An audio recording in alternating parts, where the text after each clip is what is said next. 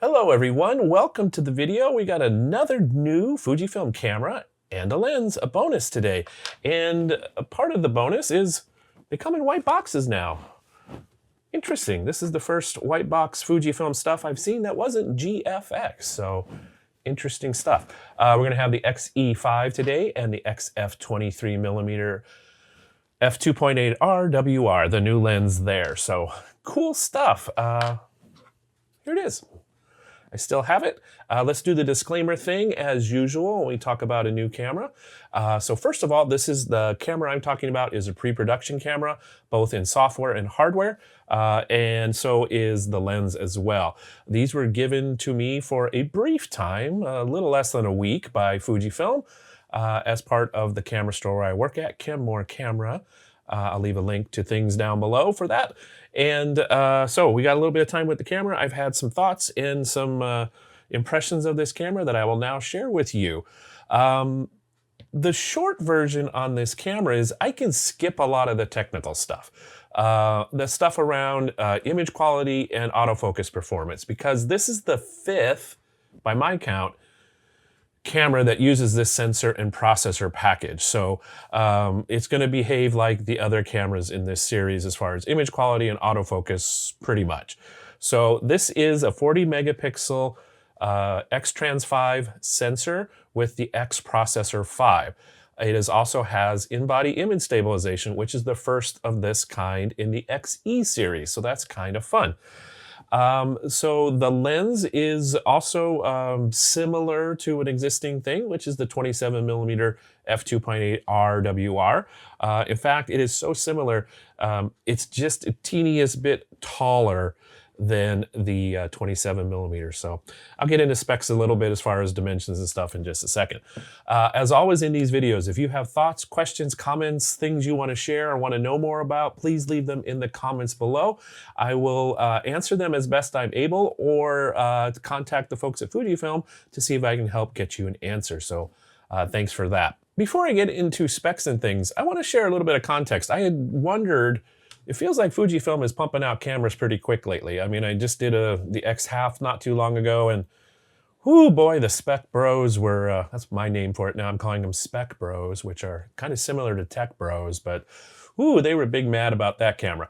I don't think there's a lot to be angry about in this camera, but you never know what the internet how it will react, so we'll see. So the context.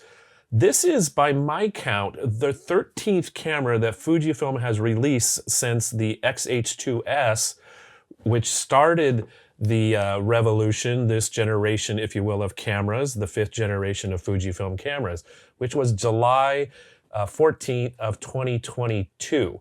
So in a little over 3 years, they've done 13 cameras. 10 of those are X series cameras and 3 are GFX cameras. So that's a lot of cameras. I think one of the things Fujifilm is doing with these 13 different cameras is differentiating by experience, not specification. So it's a different experience to use this camera than to use my X-H2S. They're very different kinds of cameras, different types of things you might do with these cameras, or the way you interact with it. So that's important. It's hard to put on a spec sheet, these kind of experience things, but I think they're pretty smart in differentiating their cameras this way. Also, I think they've been successful based on the fact that their cameras always sell out. So let's talk about the X-E5. Obviously, it's the fifth in the X-E series, and it builds on a lot of the stuff in the X-E4. Size-wise, it's just the teeniest bit bigger. The size of this camera is 4.875 inches wide. These are my measurements, by the way, so not official. 3 inches high, 1.375 inches deep, weighs about 15.6 ounces, which is 445 grams. Comparison, the X-E4 is 4.76 wide, so just a little narrower. 2.87 high, so a little shorter, and 1.3 deep, so it's just a little bit smaller overall camera. Additionally, the X-E4 weighed 12.8 ounces, which is 364 grams. So teeny bit bigger, and I'm guessing most of that is to accommodate the higher resolution sensor and the IBIS assembly. As I mentioned, I'm going to skip a lot of the stuff around image quality and autofocus performance because it's the same or very, very similar to previous cameras of this generation and this processor and sensor package. So we'll skip all that and we'll move to the experience stuff, because that's what's really differentiates this camera and why I think it's kind of interesting. So I'm going to give you a tour of the camera body. We'll just start with some of the new things and then work our way around, basically cover all the bits and pieces of this camera so you have an idea of whether it's a good fit for you. Okay, let's do this tour. So the first thing we'll talk about is the film simulation window. This is a new feature on this camera, and I will put up a better graphic. It's right here. So there is a dial for film simulation, which we've had on the X-T50 and other cameras before. But now what happens is the dial shows you an analog window with the film simulation displayed. Additionally, another cool thing happens with this in that you can now add your custom recipes to the 3 empty slots, Film Sim 1, Film Sim 2, Film Sim 3. So you can add your own custom recipe to be saved and quickly accessed in those spots. That's new. I hope they bring that in firmware to other cameras. It's kind of fun. Actually, it's the first time I've ever played with film sims because this is JPEG only in the photos you'll see today because the RAW did not process. So I got to play with film sims for the first time in creating my own, which is I hadn't done before. Even in 11 years of using Fujifilm cameras, you think I would have done it by now, but I haven't. I'm still learning new things. So moving around the camera, we've got the autofocus switch settings on the side, manual, continuous, and single autofocus. On the bottom is where the Bluetooth network button is located, which is, I think, not half bad location for that. It's not something you access often, and it's out of the way. On the side, we have the diopter for the electronic viewfinder. It's here. Not super easy to use, but it's also not super easy to bump and change the setting from the way you have it set. Moving around the front of the camera, we've got an autofocus assist lamp, and also this is for self-timer. And then another new thing on this camera is borrowed from the X100VI, as well as actually the functionality is also borrowed from the GF X100 RF. So this lever, I always never know whether to say lever or lever. I'll vary it. Okay, so this lever has 5 functions. So it has a short press left, a long press left, short press right, long press right, and then a button in the middle. So that's 5 different functions. So you can assign them to a bunch of different things with the custom settings options. So that's kind of cool. That's new on this camera, and I think it works pretty neat. On the front and on the back, we have 2 command wheels, which are similar to the way they've worked before. They feel nice. Additionally, these, I wish my XH2S had this. These also functions as buttons with a push. So that has the push function in the wheel as well as the rotate. Let's move to the top of the camera. Now we have along the top, we have exposure compensation, which works similarly to all the exposure compensation wheels on Fujifilm cameras. It's a little larger than on the X-E4. There's a function button here at the top just to the right of the shutter button and on-off switch. And then we have the shutter speed dial, which is the same with one difference to previous Fujifilm shutter speed dials. The difference in this shutter speed dial is they've added the letter P. So there's now a P mode on the shutter speed dial, and what's cool about that, especially for people who are new to Fujifilm cameras, is that puts you in program mode with one click. So that'll override the aperture setting and put you into program mode. So that's, I think, for especially new to Fujifilm people, that's a nice little feature. Also, it's fast. So if you want to just go into auto everything, it's one click, one change of the dial, and you don't have to remember, oh, I got to change my aperture to A and this to A, just one. Around in the back of the camera, we have 3 buttons. We have auto exposure lock, auto focus lock, the play, and then the drive delete. Also around the back is the Q button. It's on the side, and I think it's a good location. Some Fujifilm cameras have had the Q button near, at least where my thumb tends to rest. This one's off to the side, and I think it's just the teeniest bit recessed. So it's not in a location where when I'm holding the camera, my thumb naturally rests, but it's easy to access still. And then continuing along the back, we have, in this little row, we have the very small joystick, and then the menu OK and display back button. So that's the quick tour of the camera. Let's talk about the screen. The screen is my preferred way of articulation. It is the up-down, so it does not fully articulate out. But it has one extra feature in here in that it will be able to put you into selfie mode if you do things just right. It is not fiddly, but it takes a little bit of work to get you here. So you do have a screen that's visible in selfie mode. Here, let's do that so you can see it. There we are. So you can see what I'm seeing. There we go. So it is solid. It is not, it feels rigid, well made. There is the ribbon cable here for the LCD that you want to be a little careful of, but it feels solid, feels nice. I wish they would do something similar to this on the XH2, or maybe get the fully articulating kind of thing that some of the Sonys and Nikons have, where you can get still full articulation to the forward plus up and down if you just want that.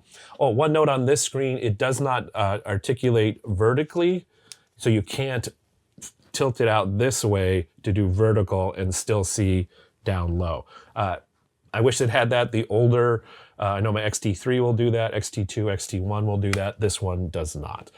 Trade-offs. Adulting life is full of compromises. As the other cameras in this series with the 40 megapixel sensor have, this also has a digital teleconverter.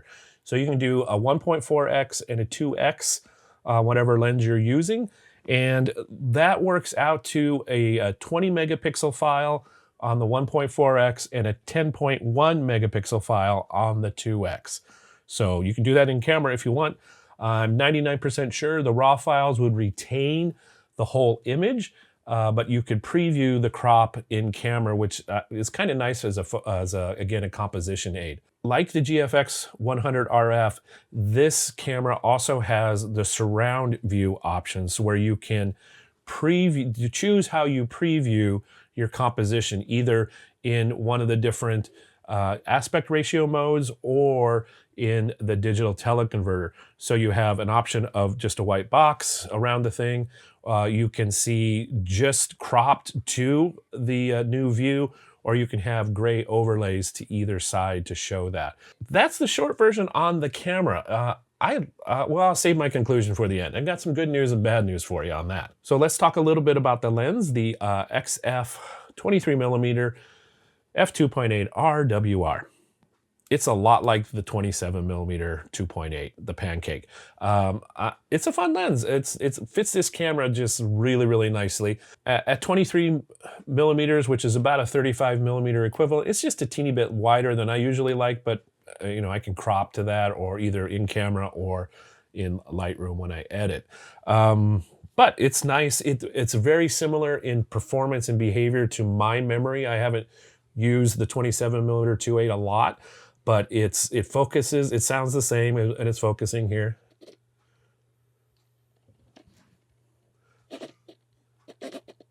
So, and it's like the 23 on the X100 6. It's loud.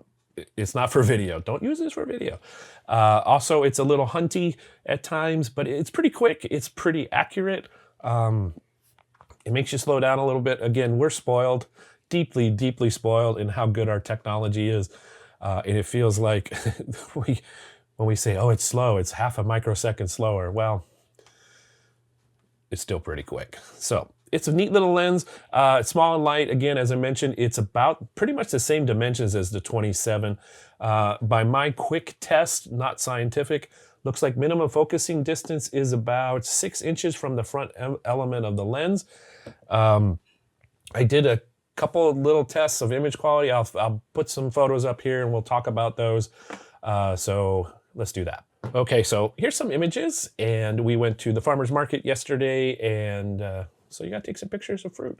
Most of these photos are going to be at f2.8, so it looks good. It's nice stuff. I mean, it's predictable. It's very similar, as I mentioned, to other Fujifilm lenses, and in particular, I think it's very, very similar to the 27mm. Minimum focusing distance is, as I said, pretty close. That's 6 or so inches. It does a nice job. Especially a close focusing, it tends to hunt a little bit. It'll also hunt and be loud when it's going from near to very close to very far. Found a new place for donuts. Pretty yummy. It's a Mexican bakery. Very, very yummy. Even close up, it's yummy. So just did a couple photos for fun, just to see what's going on. These are straight out of camera JPEGs. Most, I believe, are in classic Chrome film simulation. If you've been around here a while, you know that when I do lens reviews, I usually do real world examples and don't do photos of brick walls when I talk about sharpness or vignetting or anything. But I never said anything about cobblestone sidewalks. So I was sitting eating my donut that was previously pictured, and I noticed the vignetting here. So I'm gonna just share it with this lens. So this is f8, and here's f2.8. So you can see there's vignetting. I don't mind it personally. I kind of like that look, that vibe. Again, this is a lens with some personality, far from perfect, but it gives you lots of versatility in that little package. You get some decent out of focus look here when you're up close to your subject and the background is far away. I really like the quality of the look of this lens, the images with this lens, so it works well for me. As with all things, your mileage will vary. Next, I have my highly scientific lens flare Sunstar test with my phone flashlight. This is at f2.8. Here's f4. Sorry about out of focus, but you can still tell what's going on. 5.6, f8, f11, f16. So gets nice sun stars. Here's a little more real world out and about. Again, starting at f2.8, 4.0, 5.6, 8, 11, f16. So you get a little sense of the sun star effect here. I believe it's an 11 blade aperture. So that looks nice. A couple more photos here. And then a couple more photos from our front porch, just to show you image quality on a semi-cloudy day. I like this lens. It does a nice job. It feels like a Fujifilm. There's no surprises. It does what I expect in a teeny tiny package, which is always kind of fun to have. It's neat to have options in our lenses. So, X-E5 XF 23mm 2.8 R WR. What do I think? Well, again, I mentioned I have good news and bad news. The good news is, well, let's start with the bad news. Let's get it out of the way. The bad news is the price. The camera is going to be $16.99, which is pretty much double what the X-E4 was. I'm guessing, don't have specifics on this one, a huge chunk of that is because of tariffs. I don't know exactly how much, but I know our other Fujifilm cameras are going to be going up in price at the end of June, early July. So this might be the new reality of camera prices. It's $16.99 for the camera. The lens is $499.95, which is $100 more than the 27mm 2.8. So my guess is that is also a tariff impact. So I won't go into politics. Anyway, so the good news in all that, though, is they retained the bundle price increment. So the bundle price increment for the lens and the camera is $200 more. So it's $1899.95 for the X-E5 and the XF 23mm 2.8. So that's the same as it was back in the X-E4 days when it was bundled with the XF 27 2.8. Oh, I forgot to mention, both the lens and the body are available in black and silver. Apologies for not mentioning that sooner. So the good news is, I think this is a neat camera. I think it's very capable.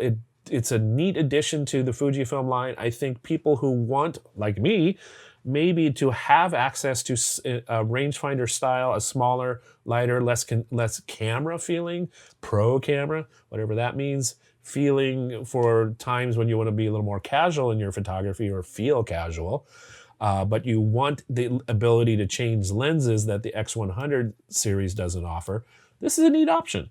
I really like it. I think it'll be great with small primes. I'm thinking I would use it as a second body. I'm thinking I would use it on days when I just want to go out with primes and do some street photography or other things. This would be a nice option to have for me. I'm strongly considering getting one of these. This is one of the, this would be a nice complement to the XH2S, which I'm, by the way, showing with the TT Artisan 27mm 2.8 because I don't have the XF 27mm 2.8. So anyway, I think it's a nice compliment. The price is higher than I thought it was going to be, and I'm kind of bummed about that, but it's the reality of the politics of the world we live in as it affects our economics. So here we are, the X-E5 and the XF 23mm f2.8. I'm glad they're here. It's nice to have these options. Fujifilm's been busy. They've been doing, I think, interesting stuff, taking some risks. I'd love to hear your thoughts and opinions on that. Please leave them in the comments below. I hope you're doing well as we head into summer here in 2025. Look forward to seeing you in a future video. So until we do see each other, well, I guess you see me. I don't ever really see you. In that future video, I hope you stay safe, stay well, and have fun creating photos. Bye for now.